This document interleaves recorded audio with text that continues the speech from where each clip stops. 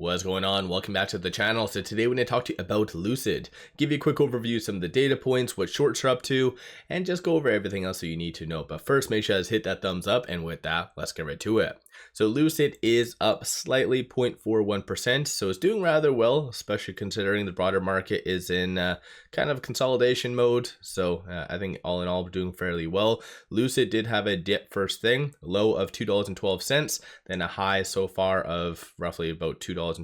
So we'll wait and see if it's able to push higher, but you are seeing a lot of volume. So market's been open roughly 40 minutes, 13.5 million for volume, 69.7 is the average. These are some of the transactions occurring on the secondary market above $100,000. So these are the culprits right here that caused that dip right here, or that happened first thing right that. So yeah, big money was selling, and I think it's just piggybacking off the broader market. But big money at the same time, some new institutions rushed in to buy the dip, so that's kind of a good thing. Nice to see. No actual news associated to Lucid itself, no SEC filings. So it's just been kind of piggybacking off the broader market, as well as there's been a hell of a lot of stuff coming out over the last 48 hours associated to Rivian, a lot of which is somewhat relatable to Lucid. So starting off with this, we already do know generally Trump was wanting to eliminate that $7,500 tax credit. So what the governor of California did state was, if Trump does that, we are going to kind of do our own version of that, where we'll give $7,500, but Tesla won't be able to participate. We don't know the details on price point, so most likely it is fair to assume it'd be the same criteria. So Lucid for face value wouldn't really qualify, but through leasing they would. It'd be nice if they open it up, kind of increase the price. That way just generally all Lucids do benefit. That would be a very good catalyst in reality for Lucid. So that's one thing that came out a couple days back. And then this was announced late last night.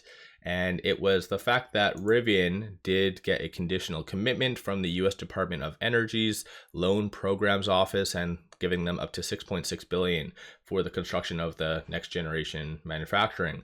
So ultimately, a lot of people are saying, well, does Lucid get something like this? And so the whole application process does take roughly around 1 year. And yes, Lucid for face value, based on what they do offer, would essentially qualify based on their actual website right here. So it's just the fact if they did apply. And so yes, it is just a loan, so they do have to pay it back, but they're able to pay it back, I believe, over a 10-year period. And it's not just through cash, it'd be through various different means, so property tax based structures and other things. So I think in general, a lot of EVs have been starting to get accepted based on this. Nothing to Rivian's kind of pricing. So I think other ones I've seen is like 500 million, and then essentially like a couple $1 billion ones. But Rivian's, I think right now, is the highest I've seen that's been recent. So in general, I think that would be good if Lucid did apply, especially considering they are burning through quite a lot of cash, and to get this loan, I think that might be able to alleviate some of that, especially given the payment structure for that. So it's just the fact if Lucid did apply. So given, I think, the timeliness of this submission, it'd be very advantageous if Lucid was to put out news saying, hey, we applied for this same thing. We're still waiting to hear back from the loans program office. So that would be good. Once again, Lucid is just, I think they sit back, and even on social media, they just post way too much fluff and way too much crap just on regular day-to-day individuals having a Lucid Air. I don't think that's good marketing at all, because anyone on social media following Lucid is either an investor or current Air owner, or possibly in the future a Gravity owner. But like, I don't think that's not how you're going to hit the masses, by just posting current like car owners, if that makes sense. So I think Lucid does need to really revamp their marketing, but enough of that. So aside from all that fun jazz, shorts aren't really doing all that much today. So they are returning roughly around 26,000 shares. 24.41% of the free float is being shorted. Works out to be 291.18 million shares overall are being shorted. There is one broker out there trying to drum up business, and you can tell that based on this. So cost to borrow minimum is negative, so meaning there is a broker out there paying people to short Lucid. Kind of messed up, but then again, it's been like this on and off periodically. So yeah, that's the bad thing about Lucid and just shorts. They've been lingering for a while now, and they've been getting more and more confident. So they've been increasing their position despite the market optimism. So we'll just have to wait and see if Lucid does have something in their back pocket, or when they're going to be unveiling the Gravity like production date, and just do it in a formal manner. And then that might really deter, get some shorts out, but it all comes down to production, right? If Lucid is just going to say, hey, we're going to do maybe like 100 Gravities in maybe Q1 just to test it, I think the market's going to slaughter Lucid. Like, a lot of people are anticipating Lucid to hit the ground running, because it is fair to assume that they've been talking about the Gravity for pretty much the greater part of a year and a bit.